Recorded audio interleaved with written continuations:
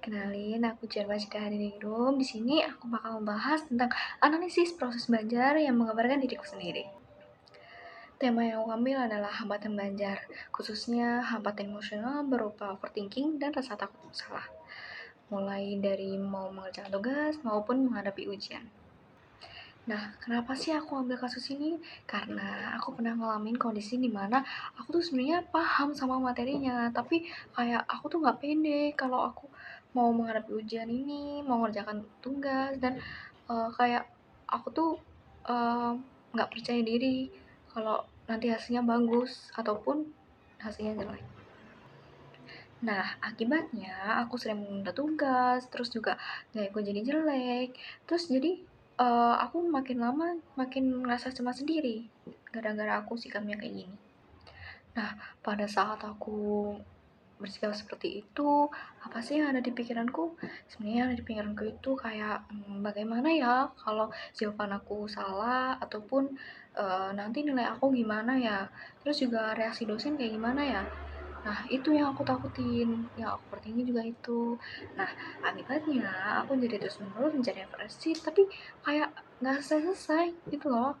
Nah, akhirnya aku selalu mencari referensi, lalu merevisi pekerjaanku, dan akhirnya mepet deadline. Lalu akibatnya bisa dengan waktu belajar yang nggak efektif, terus aku selalu ngerasa cemas kalau mepet deadline, dan hasilnya nggak maksimal. Nah, di kasus ini aku mengambil teori dari Albert Bandura karena di Albert Bandura menjelaskan bahwa perilaku manusia dipengaruhi oleh beberapa faktor seperti hubungan timbal balik antara faktor pribadi, perilaku, maupun lingkungan. Nah, konsep ini tuh disebut dengan reciprocal determinis. Menurut Bandura sendiri, keyakinan seseorang terhadap kemampuannya atau self-efficacy itu sangat menentukan dalam bagaimana dia menghadapi tugas yang diambil atau diemban. Nah, di kasus ini tuh sebenarnya kemampuan belajar lu tuh cukup baik, tapi karena self-efficacy-ku cukup rendah, jadi aku nggak yakin sama kemampuanku sendiri. Yang dimana aku selalu ngerasa takut gagal dan jadinya menunda pekerjaan.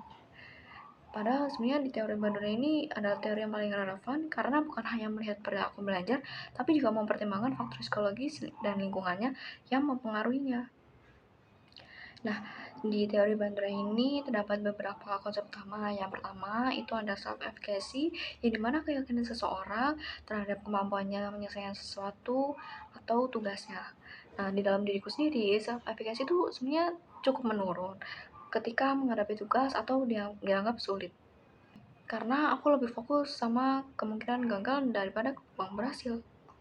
Nah, yang kedua ada konsep reciprocal determinis, yang dimana ada 3 faktor. Yang pertama ada faktor perilaku, yang kedua pribadi, dan yang ketiga lingkungan. Nah, ketiga faktor ini saling mempengaruhi sehingga menciptakan siklus yang berulang, seperti semakin cemas, semakin menunda tugas, dan akhirnya semakin dekat deadline. Lalu yang ketiga ada observational learning, yang dimana seseorang belajar dari observasi. Nah, aku tuh sering ngeliat temanku yang mampu ngerjain tugas dengan cepat. Nah, itu tuh sebenarnya dapat menjadi motivasi bagi diriku sendiri. Tapi justru aku malah banding-bandingin sama temanku yang udah lebih dulu selesai.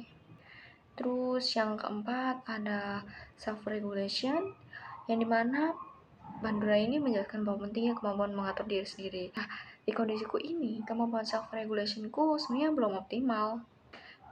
Yang dimana aku sering membuat jadwal belajar tapi nggak konsisten. Dan juga kayak aku merasa takut mulai buat belajar dulu daripada buat melakukannya. Nah, sebagai calon psikolog pendidikan, aku bakal kasih beberapa rekomendasi buat kita menghadapi self-efficacy ini. Yang pertama ada kita tingkatin self-efficacy diri dengan cara membuat target belajar kecil yang realistis, seperti baca satu jurnal terlebih dahulu sebelum mengerjakan tugas. Nah, setelah menyelesaikan target belajar, aku bakal kasih penghargaan kepada diriku sendiri, seperti istirahat 15 menit terlebih dahulu dan menonton video kesukaanku. Nah, cara ini tuh membantu menjaga motivasi belajarku biar aku tuh tetap konsisten belajarnya. Nah, yang ketiga ini adalah memperbaiki self regulation. Nah, aku tuh kan membuat jadwal belajar ya, yang dimana teknik itu adalah teknik Pomodoro, yang dimana belajar selama 25 menit, kemudian beristirahat selama 5 menit. Nah, target harianku tuh dibuat lebih sederhana biar aku tuh lebih mudah melaksanakannya. Lalu yang keempat ada mengubah pola pikir. Nah, di sini aku harus mulai menerima bahwa kesalahan itu sebenarnya bagian dari proses belajar dan nggak semua tugas itu harus sempurna. Yang terpenting adalah terus berkembang. Nah, cara yang kelima adalah mencari dukungan sosial. Yang dimana kalau aku berdiskusi dengan teman ataupun dengan dosen, aku bakal refleksi pikiran. Karena aku pasti bakal, tugas ini tuh nggak seberat itu sebenarnya. Tapi aku sendiri yang harusnya sadar bahwa tugas itu penting, nggak boleh ditunda-tunda. Nah, berdasarkan analisis kasus yang aku jabarin tadi, aku nyimpulin bahwa hambatan belajar itu sebenarnya alami karena lebih banyak dipengaruhi oleh rendahnya self efficacy dan kecenderungan overthinking. Nah, melalui lewat teori belajar sosial. Nah, lewat teori belajar sosial Bandura ini aku paham bahwa perilaku belajar dipengaruhi oleh interaksi antar faktor pribadi, perilaku, dan lingkungan.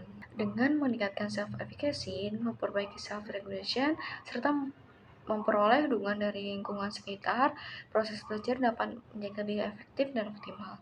Sekian dari aku, terima kasih, bye bye.